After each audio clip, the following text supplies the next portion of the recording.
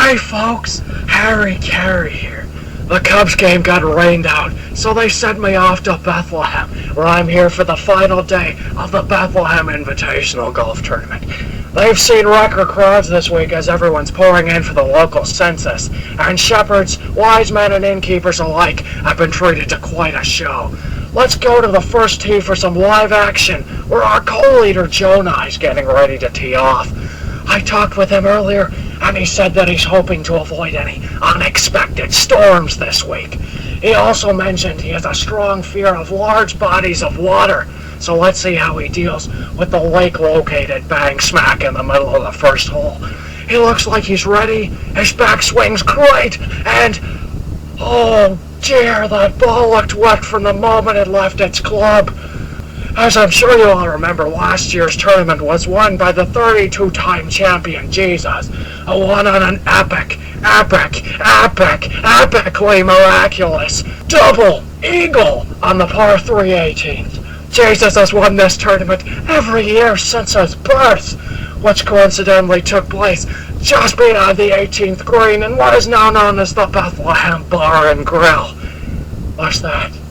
Oh, the Bethlehem Barn and Grill. My apologies.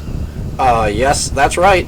Located just beyond the 18th green is the beautiful Bethlehem Barn and Grill, serving up a daily special of bread and fish.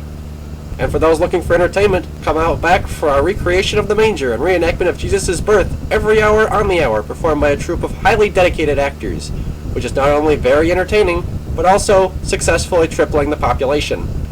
That's the Bethlehem Barn and Grill, where the water's free, and if your timing's right, so's the wine. Quick glance at the scoreboard here. Lucifer's had a rough fall to start the day. A couple of double bogeys saw him banished to the dark depths of a ninth circle of losers.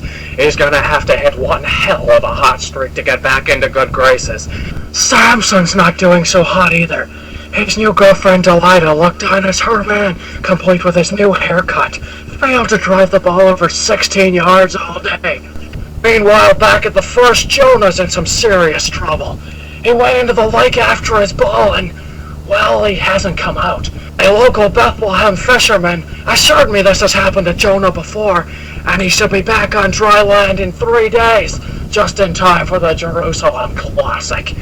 Other action in this group saw Moses having a little trouble with a bunker, but in the true patriarch style, he went straight to that trusty driver who looked suspiciously like a staff and casually parted the sand before playing a beautiful shot to within 10 feet of the cup. Meanwhile, over at the 13th, Jesus is at it again. Not only has he saved the world, saved a wedding, and saved the life of a fan named Lazarus, who was pushed out of a tree he was watching the action from by a short character named Zacchaeus. But now he's managed to save an unbelievable par by casually turning the other cheek to the jeering fans and chipping in an absolute beauty over a very large bush.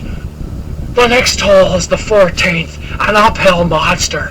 Only 2 people have made par on this today, Jesus and David. I suppose that makes sense. Jesus designed the hill, and David is bound to conquer any hole they've nicknamed Goliath. While Jesus approaches the 18th green with a 12-shot lead, it looks like he's going to claim his 33rd consecutive Bethlehem Invitational. As in previous years, he refuses to use the bridge and instead walks across the water to the final green. He has survived some nasty competition from the feisty Esther, who seemed convinced her people were going to be dead if she didn't win this tournament. And his caddy, Judas Iscariot, tried to sabotage the Savior's legendary putter for 30 pieces of silver. That's all the time we have. Once again, Jesus by 12 going to the 18th. Join us next week for the Jerusalem Classic, and as the legendary Star of Bethlehem rises in the darkening sky, the local star seems destined to claim another title. This is Harry Caray, and Jesus' skill and composure are sure to make him the most important man in history.